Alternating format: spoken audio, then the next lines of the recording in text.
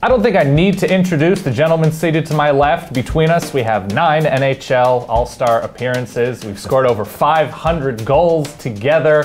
Played for all sorts of teams. Jeremy Roenick, thank you for coming on. How you doing? I'm doing great, Dan. It's good to be here. That's great to have you. That's a good introduction. We make a good pair. We are quite the duo. Yes. The two-man weave.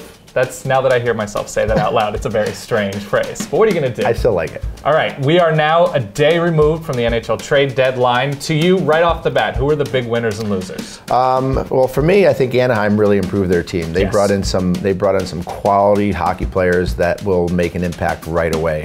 Weidman, they brought in Sakach, which is a great addition as a young player to their team. I like what the New York Rangers did. I was going to ask you about that. The New York Rangers really did a good thing. They got rid of a really good young forward. Yeah. But they got, I think, a little diamond in the rough because Keith Yandle, you don't hear a lot about him. Right. But he's one of the most talented defensemen in the game and one of the best offensive defensemen in the game. Yes. Now you put him in a big market. You let him free flow, work the power play.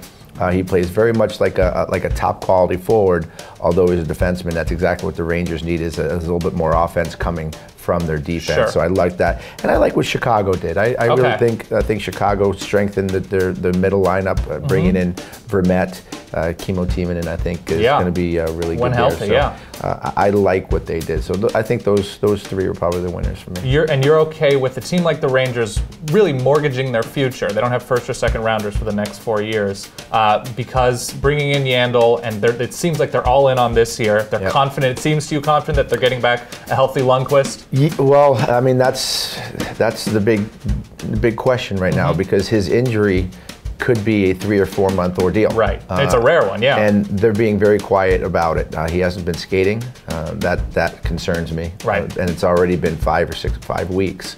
So for me, I'm very questionable on whether Henrik Lundqvist is going to come back, although Cam Talbot is playing very well. Right. The team's playing very well, and even though you said they give away a lot of the youth, you look at the core of their team.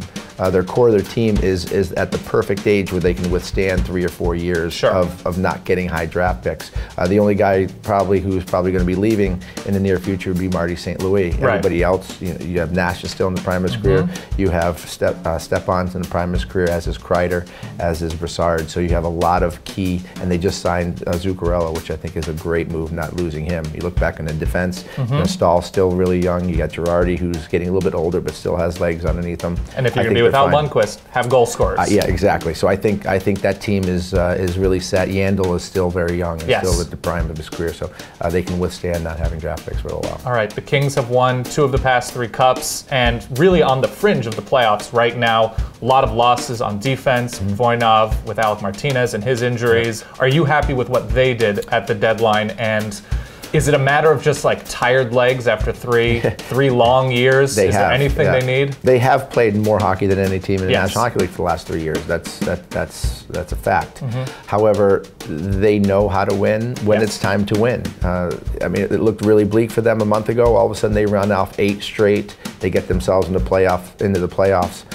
This team plays well down the stretch, and they're going to be a team that I would not want to play in the first round. They will make the playoffs. They didn't make any big moves, which kind of surprised me, especially on the defensive end. Just Sekera, But just Sekera, which is a great pickup, by the way. Very good defenseman. Adds depth, adds a little depth. I thought they would bring in a forward, but just that one piece, I think, is good enough for LA just to get over the hump. Now, one thing Daryl Sutter talked about in bringing in Sekera is not just getting used to new teammates, but getting used to new opponents, playing in a new conference. You're somebody you've played for a number of teams, both conferences. What is more difficult, getting used to the guys you're skating with or getting used to new guys skating against? Skating with, for sure, because you have to skate with them every day. Right. So you have to make sure that there is gel, there's chemistry. And Sekera is a very talented offensive defenseman, and he'll weed into it very quickly. But he's going to be really surprised and happy with how much easier it is for him to play because he's playing with better players.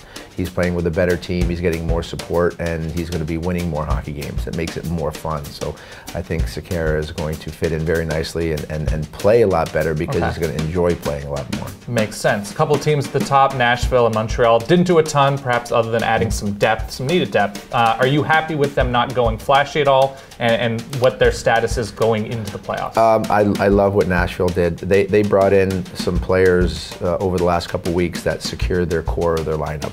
Bringing in Santorelli is a really good play because he's a hard-working winger that can score goals, that does a lot of the brunt work that you want on the third line. One of those grinder guys. You can't win cups without having your role players. And Cody Franzen is another guy that is really going to beef up their already probably best defense in the National Hockey League. However, I think right now they're in a little bit of a late season funk. Right. They're not playing as well. It's real easy to kind of lose interest when you're six or 7 points in this up zone on the rest. Especially, yeah. 6 or 7 points up on everybody else, first place in the league. But they will be a tough team to play against. All right, we just saw a letter. Jordan Leopold, formerly now of the Blue Jackets, moving on to the Wild. His daughter writes a very impassioned letter to the Wild, asking if they can trade for him because he's lonely in Columbus. Would your children write a letter on your behalf? Do you feel good about that? I love the story. Yeah. It really is a great story. My kids would definitely do it. Okay, good. My kids are they're very passionate, they're very outgoing, and they're very bold. Yes. So they would definitely write a letter to GM saying, hey, bring my daddy back. Well, yeah, we miss him, he misses us.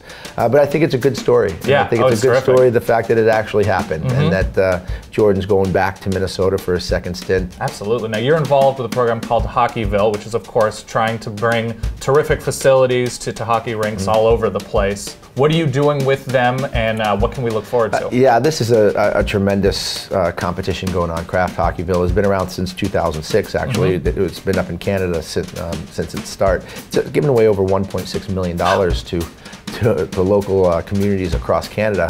This year being the first year in the United States. They wanted to see what the involvement and what the participation would be, and it's been just overwhelming success. There's over 2,600 arenas in the United States. Right. Over 1,100 of those community arenas have entered the contest. So every single state is represented. Even Hawaii is represented with a community in Kraft Hockeyville. So what they're trying to do is try to find the most passionate hockey community in America. And they're just getting ready to pick the first top 10.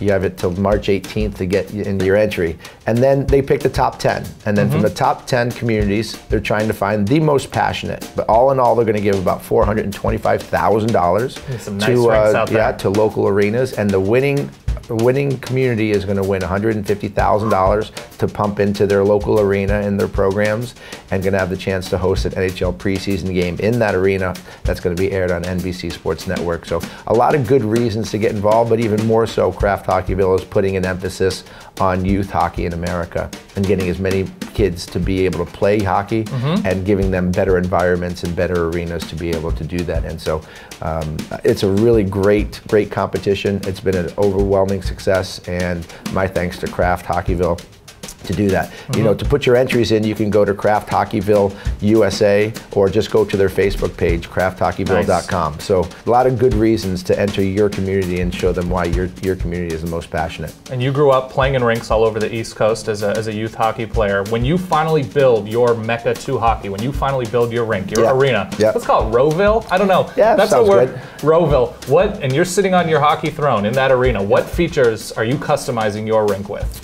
I think number one, I think with the social media today, and I think with everybody's interaction via the web and via the Twitterverse, I would like to have an arena where every seat has some sort of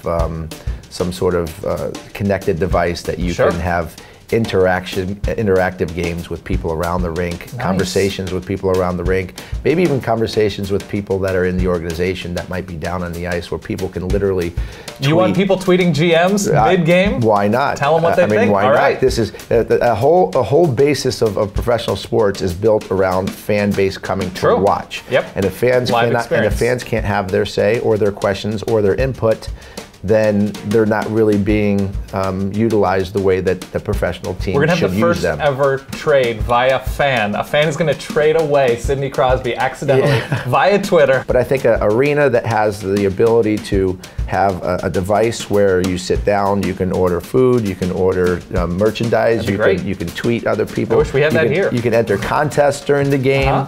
You can win things during the game just by sitting in your seat and having a little bit bigger seats and more comfort. So that's. They probably won't like that. That's less seats, but not so much. This is Rowville we're talking about. This is Rowville. This is JR Hockey here. Final, it's not really a question, final challenge. I've got a stack of hockey cards right here. Yep. What I'm going to ask you to do, you're going to go through the hockey cards. Yep. You're going to pick one player, one card, Yep. and you tell me the best story you possibly can about any of these guys. These are mostly like mid-90s, late 90s. Okay. Brian Leach, I got Van Beesbrook, Ray Bork, Niedermeyer, Adam Graves, Lidstrom, Paul Coffey, Paul Fontaine. I'm gonna pick this one first. Here it is. I'm gonna pick this one first. I'm gonna pick this one second. This one, JR, will take way too long to explain. There's a Patrick Waugh on the table. Let's go with these two. Okay. I think. Let's do it. I think these will probably do best. You and Patrick Waugh, terrific familial relationship. So Patrick Waugh, one of my favorite guys. Unfortunately, he has 2 Stanley Cup rings stuck in his ears from 1996. We should start a charity for that. Yeah, 1996. Patrick and I had probably one of the best player-on-player banters. This is true. After I scored on a breakaway in the game, just beat him really bad, and later in the game got tripped on a breakaway, all-out breakaway by Sandis Ozolinsh, and then the back and forth came where he said he would have stopped me on the penalty shot. Obviously. This was in overtime, by the way, and I said, well, where was he? He was up there looking for his jock up in the rafters last time, and then all of a sudden the 2 Stanley Cup rings, are stuck in his ear. Not plural. One of the few players, by the way, you spanned both like the pre and kind of post-Twitter era. Yes. Which is terrible. It would have been so much nicer to have you in the social media. And then we have the notorious jawbreaker, Darian Hatcher. A lot of respect for this guy because he played the game the way it's supposed to, and he protected his players, i.e. when I knocked out Mike Modano 2 days later in Dallas, Darian Hatcher ran at me, jumped with a flying elbow at 245 pounds maybe, broke my jaw in 4 places, got retribution for that. Tough guy, the first American captain ever to win a Stanley Cup. That's Darian Hatcher, and both of us went into the U.S. Hall of Fame together.